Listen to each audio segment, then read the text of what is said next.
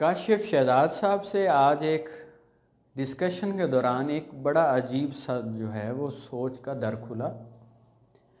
उन्होंने पूछा कि आप जैसे ट्रेनर जो हैं वो ये तो बताते हैं कि ये सोचना है, ये नहीं सोचना, तो ये क्यों नहीं सिखाते कि सोचना कैसे होता है, जहन सोचने पर आमादा कैसे होता है। तो बड़ा अहम सवाल है। आज हम डिस्कशन करने वाले हैं कि इंसान को अपने जहन को किस तरह आमादा करना है सोचने की तरफ।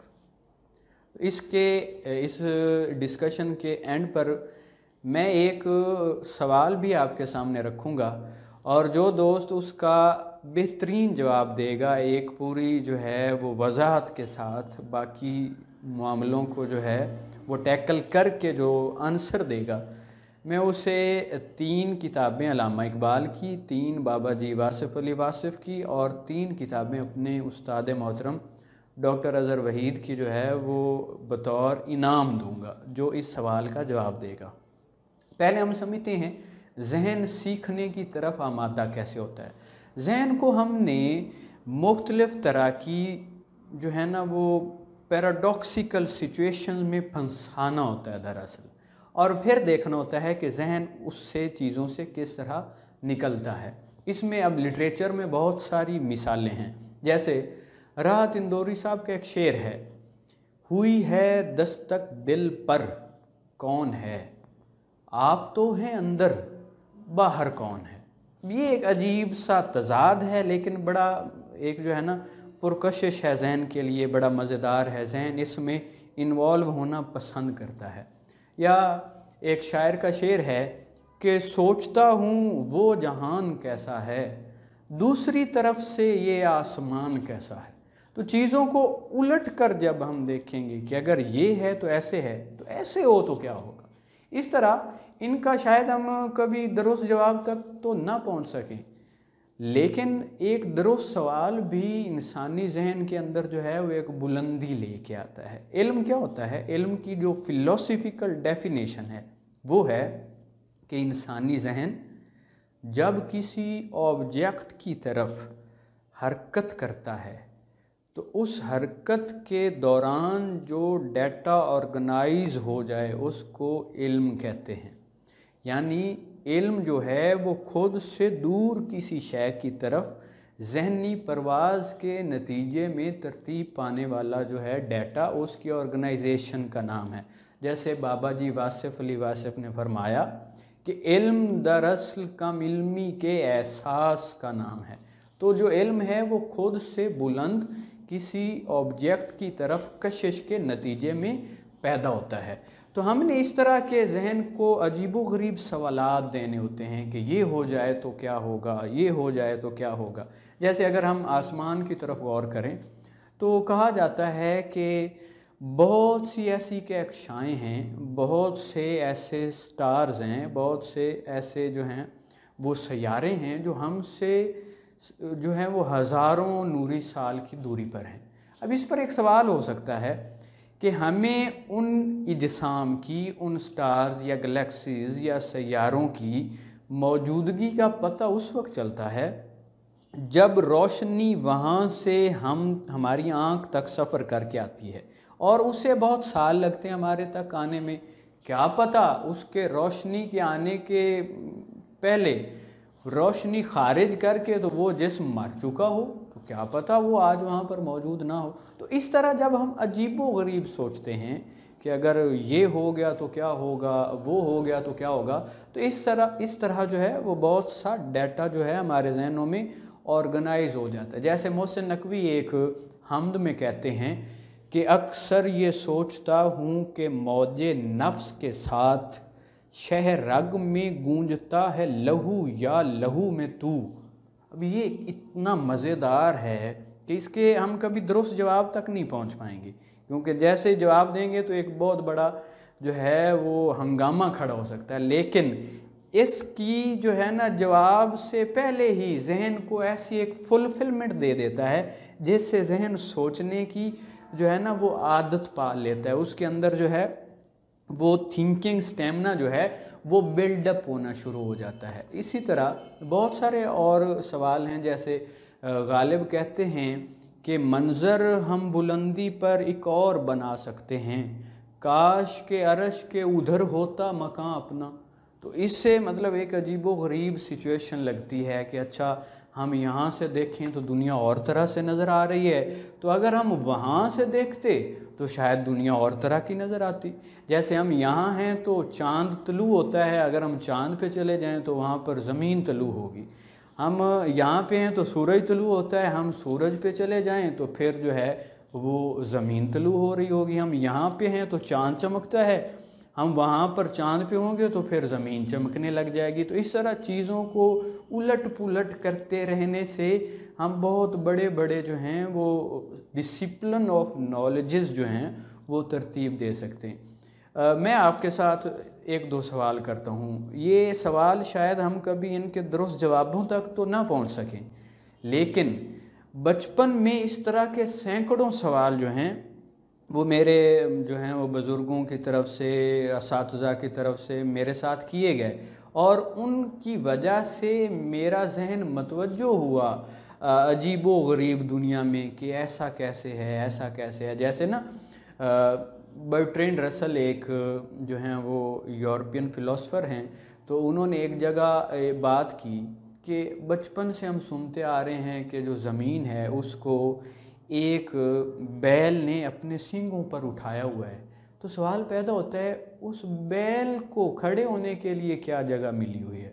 तो इससे जो है वो थोड़ा नॉलेज जो है वो हमारा आगे बढ़ गया। तो इस तरह सवालों से हम आहिस्ता आहिस्ता जो है वो नॉलेज की गहराई में उतरते जाते। तो सवाल ये है, एक शख्स है, उसकी शादी हुई है, वो रोज़ाना सुबह उठता है, वो बहुत ज़बरदस्त तीर अंदाज है, एक जगह अपनी बीवी को खड़ी करता है और तीर चलाता है जो उसके कान के झुमके को टच करके आगे दीवार में जा लगता है।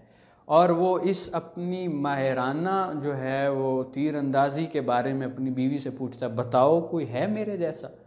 वो बेचारी कहती, नहीं जी आप तो बड़े बाकमाल हैं।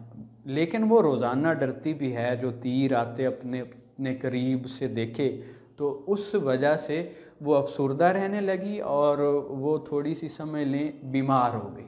उसका वालिद आया बीवी का, उसने अपनी बेटी से पूछा तुम्हें क्या हुआ, तुम्हारी सेहत क्यों जो है वो गिरती जा रही। तो उसने बताया जी रोज़ाना ये तो मेरे साथ हो रहा है कि मैं अपनी मौत अपनी आंखों के सामने देखती हूँ। तो उसने उसको कहा कि कल जब तुम्हारा शौहर तुम्हें ये जो है वो सारी सिचुएशन करके पूछे तो तुमने कहना दुनिया बड़ी बड़ी पड़ी है, तुम क्या चीज़ हो। अगले दिन उस शौहर ने बीवी को खड़ा किया, तीर चलाया गया, तो उसने सवाल किया, तो उसने कहा दुनिया बड़ी बड़ी है, तुम निकल कर तो देखो।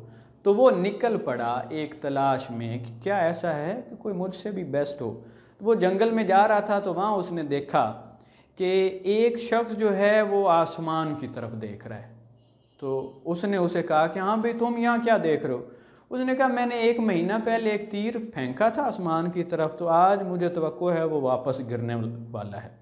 वो बड़ा हैरान हुआ कि इसके तीर की इतनी दूरी है कि ये 1 महीना पहले यहाँ पर तीर छोड़ गया था और आज देखने आया। कुछ देर हुई तो वो तीर गिरा, तो उसने तीर उठा के कहा हाँ बताओ कोई है मेरे जैसा। तो उस शख्स ने अपनी बीवी वाला जुमला उससे बताया कि दुनिया बड़ी बड़ी पड़ी हुई है। जैसे एक कवाली में नुसरत फ़तेह अली ख़ान ने पढ़ा कि कोई उनसे जाके कह दो, अरे वो नहीं वो जो परे बैठे हैं, उनसे कहो इतना गरूर न करियो, कुछ लोग उनसे भी परे बैठे हैं। तो वो शख्स भी उसके साथ किसी और बेस्ट की तलाश में निकल पड़ा। एक जगह वो जंगल में जा रहे थे, तो उन्होंने देखा कि एक शख्स जो है ना वो भागने के लिए तैयारी कर रहा है, वार्म अप कर रहा है। वो उन्होंने उससे पूछा हाँ भी तुम क्या कर रहे हो। उसने कहा अभी मैं तुम्हें दिखाता हूँ। कुछ देर हुई, बहुत तेज़ एक भागता हुआ हिरन आया और उसके पीछे एक जो है वो चीता भी भाग रहा है। जब वो थोड़ा दूर चले गए तो वो शख्स पीछे से दौड़ा और चीते को क्रॉस करके उसने हिरन उठाया और उससे आगे चला गया और उसने दिखाया देखो मैं इतना तेज़ दौड़ता हूँ। वो बड़े लोग हैरान हुए कि ये भी बहुत कमाल का है। जब उसने कहा बताओ कोई मेरे जैसा है, तो उन्होंने उससे वो जुमला सुनाया जो उस लड़की ने सुनाया था कि दुनिया भरी पड़ी है ऐसे लोगों से। वो भी उनके साथ शामिल हो गया और वो आगे निकल पड़े। एक चौथा शख्स उन्हें मिला जो एक दरख्त के नीचे खड़ा हंस रहा था। उन्होंने उससे पूछा, हाँ भाई क्या हो रहा है? उसने बताया, फ़लाँ मुल्क में जो एक गांव है ना, उसमें एक मेला लगा हुआ और वहाँ पर एक बाजीगर एक करतब कर रहा है, तो मैं उसे देख रहा हूँ। मेरी नज़र इतनी दूर जाती है कि मैं बहुत दूर तक देख सकता हूँ। उन्होंने उसे बड़ा अप्रिशिएट किया और जब उसने कहा बताओ कोई मेरे जैसा है, तो उन्होंने कहा दुनिया भरी पड़ी है। अब ये चारों जो हैं वो आगे की तरफ चल पड़े हैं। एक आगे मुल्क आया है जिसकी सरहद शुरू हुई है और जब वो उसमें दाखिल हुए हैं तो उन्हें वहाँ के जो मुआफ़िज़ीन थे, जो फ़ौजी थे, उन्होंने पकड़ लिया और बादशाह के सामने उन्हें पेश कर दिया और कहा कि जी ये जासूस हमें लगे हैं तो हम इन्हें पकड़ के ले आए। बादशाह ने पूछा तो उन्होंने कहा जी ये है, तो उन्होंने कहा ये ऐसे छोड़ रहे हैं, भले ऐसे हो सकता है। अब यही सिचुएशन चल रही थी कि जो बादशाह की बेटी है उससे सांप ने डस लिया है।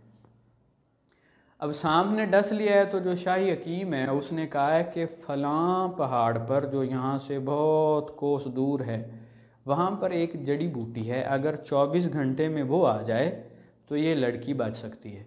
बादशाह ने कहा ये लोग कह रहे हैं तो इनमें एक भागने वाला भी है, तो हम इनका टेस्ट भी ले लेते हैं। अगर ये झूठ बोल रहे हैं तो कल इनको कत्ल कर देंगे। अगर ये वो जड़ी बूटी ले आया तो मैं इसको अपनी बेटी का रिश्ता भी दे दूंगा और ये बड़े बाकमाल लोग हैं फिर अगर ऐसा ये कर सकते हैं तो। उन्होंने कहा ये तो कोई बात ही नहीं, ये तो चंद घंटे हैं, मैं दौड़ा दौड़ा जाऊंगा और वापस आ जाऊंगा। वो शख्स वहाँ से निकल पड़ा। पीछे जो तीनों हैं वो कैद में हैं और उन्हें ये खौफ है कि वो वापस ना आया तो उनको मार दिया जाएगा। अब होता क्या है कि जब वो शख्स वो जड़ी बूटी ले लेता है, चंद ही घंटों में वो वापस आ रहा है, तो एक जगह उसने सोचा मैं कुछ देर सो लूँ, अभी तो बड़े घंटे पड़े। वो सो गया है और जो दूर तक देख सकता है उसने अचानक कहा हम तो मारे गए। दूसरों ने पूछा क्या हुआ?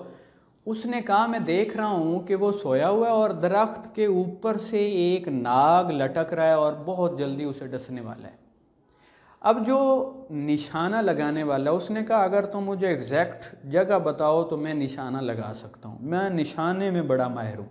और जो दूर तक तीर फेंकने वाला शख्स, उसने कहा मैं सपोर्ट करता हूँ, तीर इतनी दूर जाएगा, हम यहाँ से उस नाग को मार सकते हैं। उन तीनों ने एक जो है वो कम्बिनेशन पैदा करके एक तीर चलाया है और वो तीर जाकर लगा है उस नाग को और वो जो है वो मर गया है। और उसकी वजह से वो जो एक शोर हुआ है उस वजह से वो जाग गया है और जागा है और वो भाग के थोड़ी देर बाद में वो जड़ी बूटी ला देता है, लड़की बच जाती है।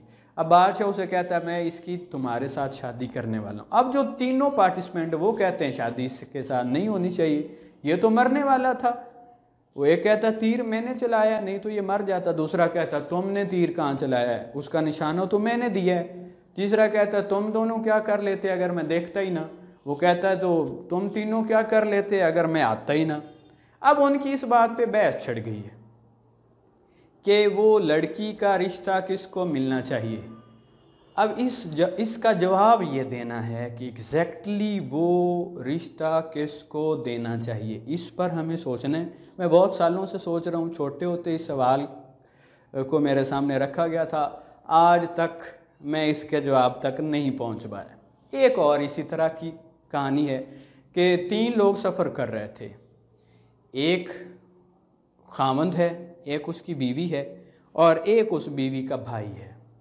एक जगह डाकू आते हैं और वो दोनों मर्दों का सर उतार देते हैं। अब वो औरत वहाँ बैठी रो रही है और वो अल्लाह से दुआ करती है कि ये जंगल है तो आप मेरी मदद फरमाएं। तो अचानक होता ये है कि उसे गैब से आवाज़ होती है तुम दोनों के सर उठाकर उनको लगा दो तो ये ज़िंदा हो जाएंगे। अब वो भाई का सर उठाती है और अपने खामंद के धड़ पे लगा देती है और खामंद का सर उठाती है और अपने भाई के धड़ पे लगा देती। अब सवाल पैदा होता है वो रहेगी किसके साथ, उसका शौहर कौन है, उसका भाई कौन है। इनके आप जवाब लें, इनसे आपके जहन को जो है ना वो एक प्रैक्टिस मिलेगी सोचने की। जवाब गलत भी हो, सवाल सही होना चाहिए। सही सवाल आपके जहन को बुलंदी देता है, आपके जहन को ग्रोथ देता है। जो दोस्त इन दोनों सवालों में से किसी एक का भी जवाब कमेंट सेक्शन में दे देता है 9 किताबें उसका इंतज़ार कर रही हैं। दुआओं में याद रखिएगा। अल्लाह आप सबको कामयाबियों से नवाजे। अल्लाह हाफिज़।